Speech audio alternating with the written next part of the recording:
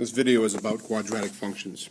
They can be written in the form y equals a number a times x squared plus a number b times x plus c.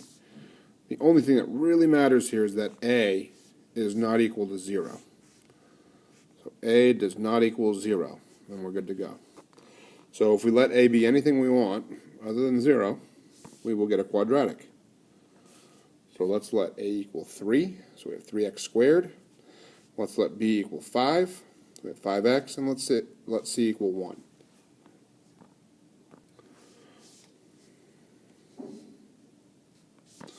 So we could do all kinds of things. We're just going to plug in a couple values here. All right. Another way to write y is f of x. That's just different. That's function notation. But it just takes the place. Oh boy.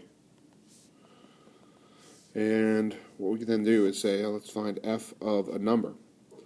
So if we plugged in 5, that's what this means. We're going to plug in 5 for every x. So it's 3 times 5 squared plus 5 times 5 plus 1. Make sure you use your order of operations. So we're going to do 5 squared first. That's 25. Before I multiply it by 3, which is 75. And then I have 5 times 5, which is 25. Then I have the plus 1 at the end.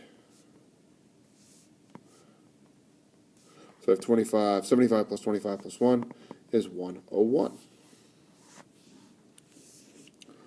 So that's a quick look at some quadratic stuff. Let's do a couple more.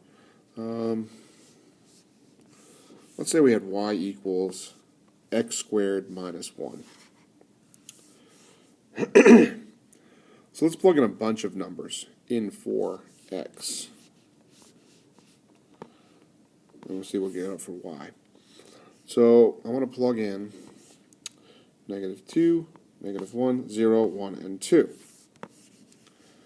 So when I plug in -2, -2 squared minus 1.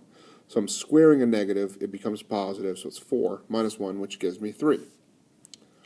Plug in -1, same sort of thing. -1 squared is 1. Minus 1 gives me 0. 0 squared minus 1, -1. 1 squared minus 1 is 0, and 2 squared minus 1. 2 squared minus 1 gives me 3 again. So what we can do with that information is graph it. So here's my coordinate plane. I don't know if it's perpendicular or not, but it's pretty close. So 1, 2, 3, 1, 2, 3, 4, 1, 1, 2, 3, -1, -2. So if I plotted each of those points, we have 0, -1. We have 1, 0, and we have 2, 3. Then we have -1, 0, and we have -2, 3. You can kind of see that there's some symmetry going on here. This point matches up with that point, this one with this one. And there should be some symmetry. Because when you graph this, it forms what is called a parabola. I'll spell that out for you.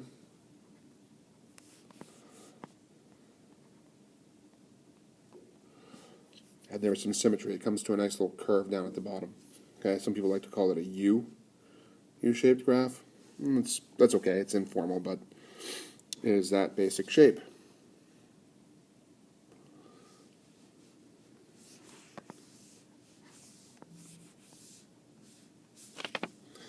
I'm going to actually use a different background here. And actually even different than that. Let's go with this guy. Alright. So let's say I wanted to graph a different one. Let's graph y equals x squared minus 5x minus 6. So let's try graphing this. I've thrown a little table up there, so if we plug in 0, nice part about plugging in 0 is this is 0 and that is 0. So those go away and I get -6. Plug in 1. 1 squared minus 5 times 1 minus 6. 1 minus 5 minus 6 is -10. Plug in 2. 2 squared minus 5 times 2 minus 6. What do we got there?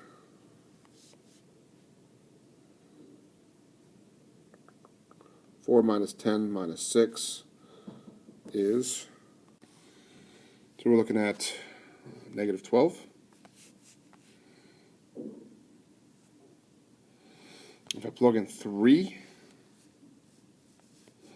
kind of running out of room here, 3 squared minus 5 times 3 minus 6, 9 minus 15 minus 6. 9 minus 15, negative 6 minus 6, again negative 12. And there's our symmetry right there. So at that point I start realizing, oh, if I plug in 4, I'm going to get out the same thing as I plugged in negative 1. So, I'm sorry, positive 1. So 4 squared minus 5 times 4 minus 6. 16 minus 20 minus 6 is negative 10. So I've got a few points to go on here. I'm going to plot those points. Usually 5 points is enough for a parabola. And I'm going to actually have to use a different background because I won't get to where I need to be. So I'll put my own little lines in here.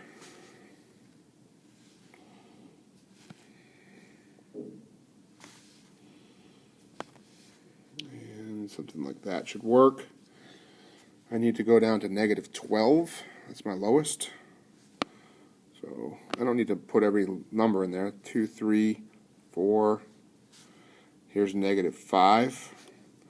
6, 7, 8, 9. Negative 10. 12, 13, 14. Shoot, I should have gone one more. Negative 15 is there. So I'm going to plot some points. I'll use a little blue dot. And we're looking at 0, negative 6. 1, negative 10. 2, negative 12. 3, negative 12. And then 4, negative 10. Oops, those are not negative 12.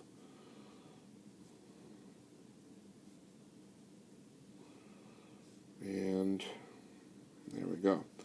So if I plugged in 5, I want you to try that, 5, I would actually also get out negative 6 because it's matching up with that point. So negative 6 for 5. Now for me that's enough to go on. If you don't know what parabolas look like at this point, you're probably plugging in a whole lot more points. And I know that the bottom point is somewhere in this region here. Okay, it's actually at 2.5, comma negative 12.25, I believe. And that's something that you'll learn about in Algebra 2. So my graph does something like that. And I'm not really good at drawing the curves. But that would be a graph of a quadratic equation.